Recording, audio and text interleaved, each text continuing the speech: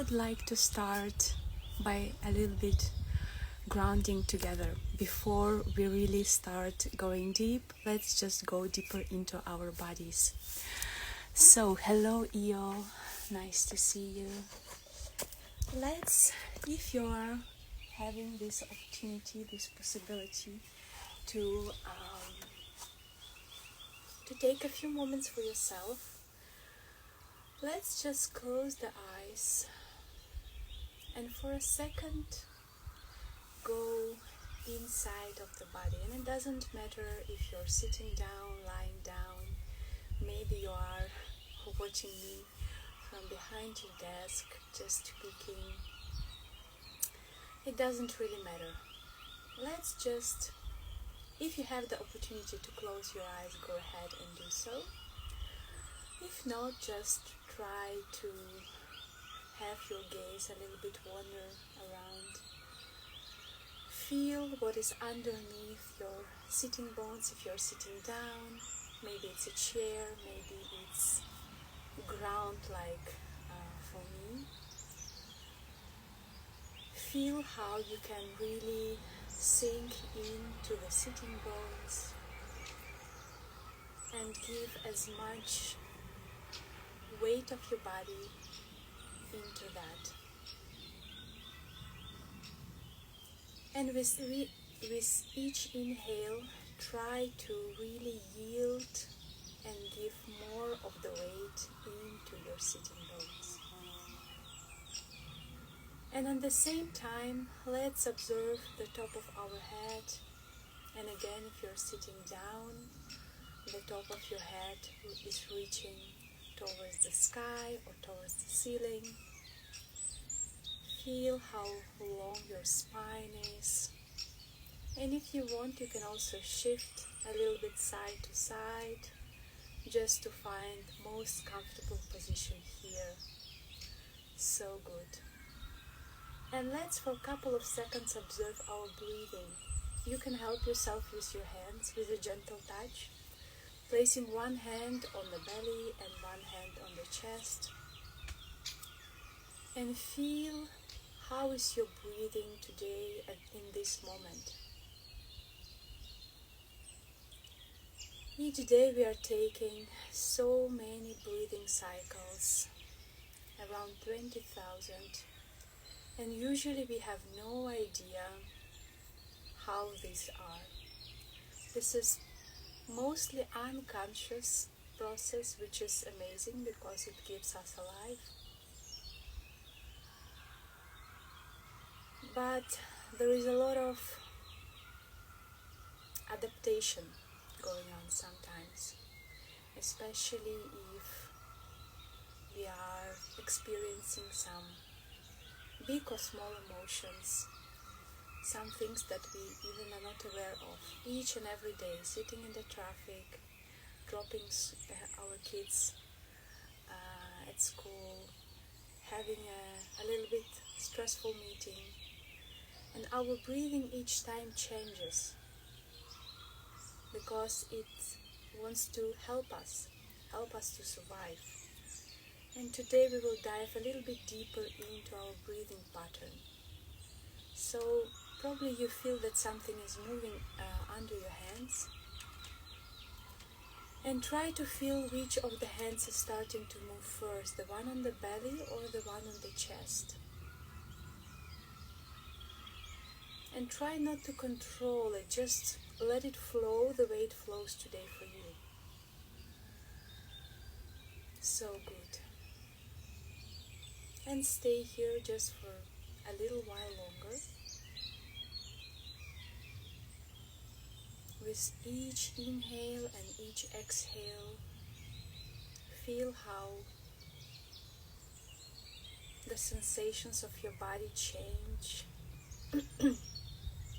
And maybe also your mood changes. And let's come back to present moment.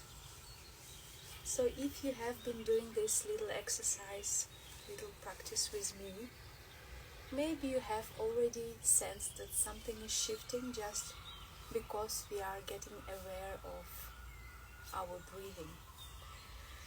So what is an optimal breathing pattern? This goes much beyond the simplifications that we usually see online about the chest breathing, the belly breathing, the diaphragmatic breathing, and all of that. Let's just look a little bit deeper, look on the physiological side of what is happening. Usually when we inhale, right, we already talked about this. If you haven't seen one of the previous post reels, go ahead and check it out.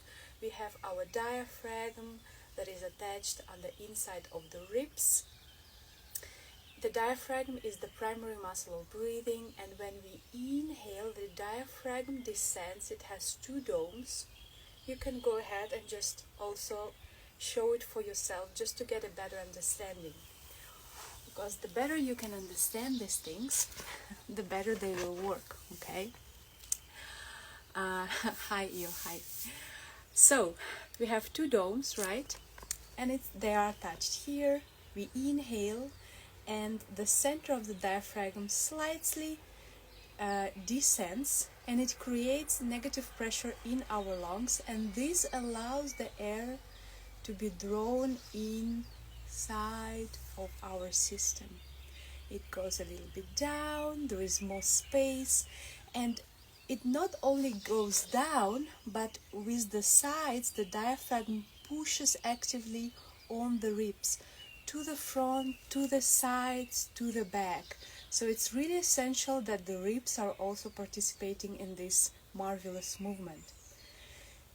Obviously the abdominal wall, because we have a lot of organs here, the fluids, it's normal when we inhale, it expands a little bit elastically, okay?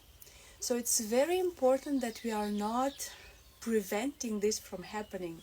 I know that we as women, we are a little bit conditioned by the life we are leading, by the society, by the norms, by everything we see around, to always keep a lot of pressure here, putting on some very nice but tight jeans or skirts, by always controlling the belly, and it creates a lot of tension in this area. So this is so important to allow the belly, be gentle, and allow the belly to move like it should move. So when we inhale, you can also place one of the hands on the belly. The movement starts down. So when we inhale, first a little bit, I cannot even show it because I have a lot of layers on. First it is the belly that expands a little bit, and it's not that it's falling out, right? It's just a light movement, not only to the front, but really like a balloon. Imagine a balloon that really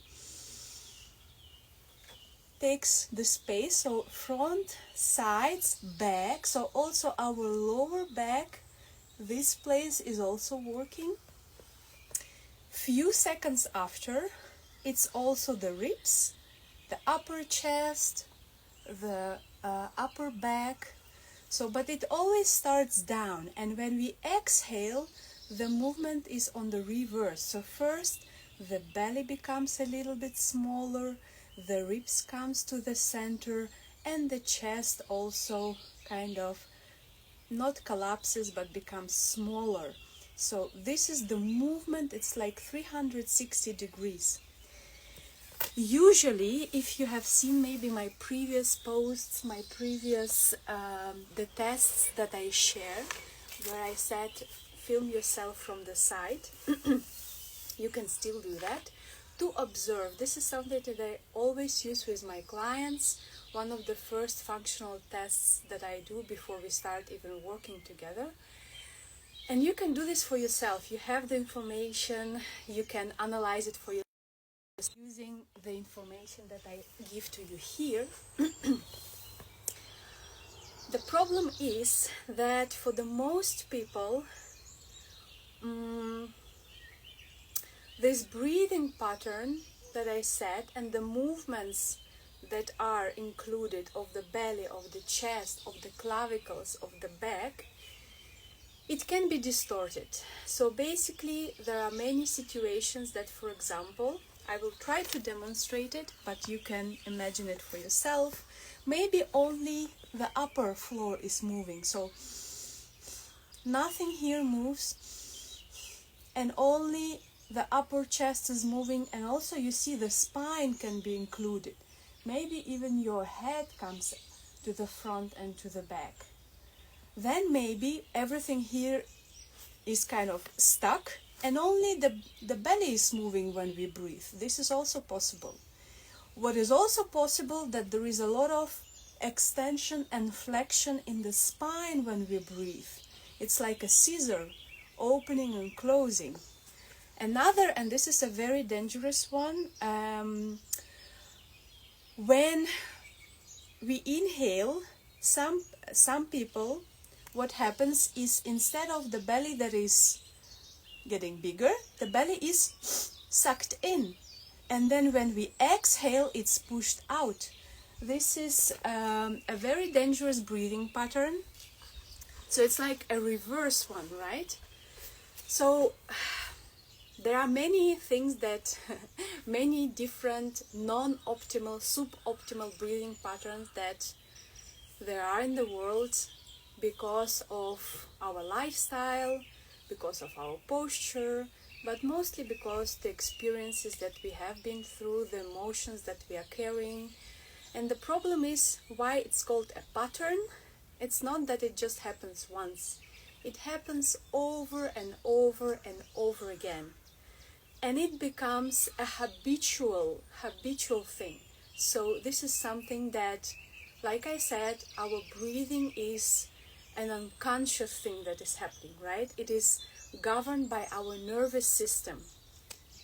And when for the nervous system, that pattern, she thinks, let's call our nervous system a she. The nervous system thinks this is the way I am functioning the best. This is my path, okay? And I'm gonna go every time through that path. And we need to dial a little bit back and show it, remember how it actually should work. Because when it's working optimal, you have enough air in your lungs. Your inner core, pelvic floor, diaphragm, and the other muscles around work together, meaning that you have the stabilization mechanism also that your breathing is creating. And it also creates, and it gives you the opportunity to self-regulate. So when you're stressed, when you are in a sympathetic state, fight, flight, right? Or in the opposite one, when you feel a little bit like dissociating, you just want to lie on the couch, watch Netflix, do nothing. You have no idea what is happening in your life.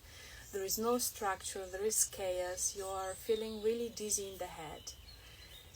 The breathing is our first tool that allows us to regulate, and this is so important, okay? So if you're breathing, if it works optimally, also your posture will be optimal. So it's an interplay, right? It is an interplay between different systems.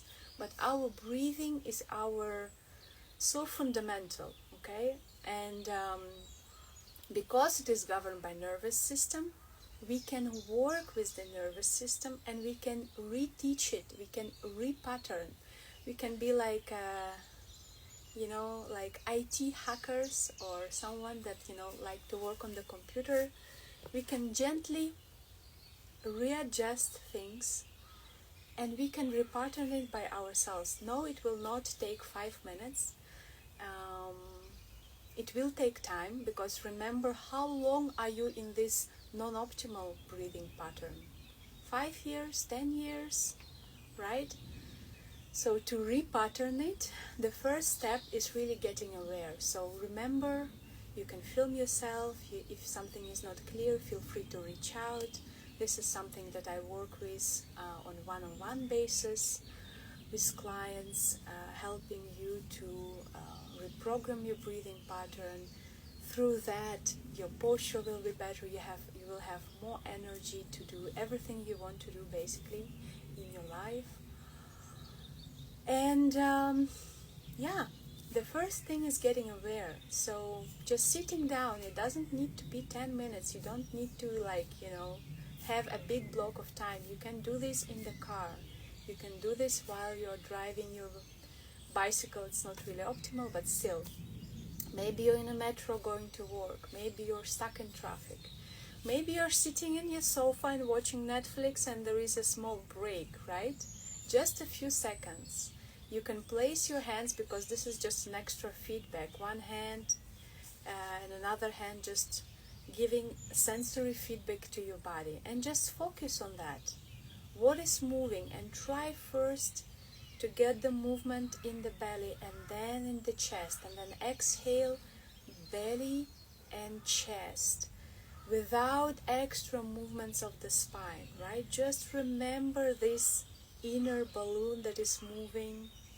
And if you don't remember, go ahead and watch one of the previous reels where I explained briefly about the anatomy of breathing. So this is really the first thing. The next is if you have identified that something is really stuck. For example, the chest does not want to participate. The ribs are not moving. The belly is so tight that no way there is some kind of movement. If you have identified that, then we can go and release some of the tension, work with the mobility, release the tension around the sternum, release the tension in the front of the chest, make sure that the clavicles are moving, the front ribs, the side ribs, the back also, very important. Make sure that the belly is nice, soft, gentle, and does it work. There is a lot of techniques that we can use. I might briefly film in the near future some of these things, but really you already know so much and you already have so many tools in your toolbox, so just use them. Like what we did in the beginning, just sitting down or lying down, taking a couple of breathings, inhale, exhale. Try visualize also what is happening. Try to work also a little bit with metaphors. How would you describe your diaphragm? How is that breathing, right?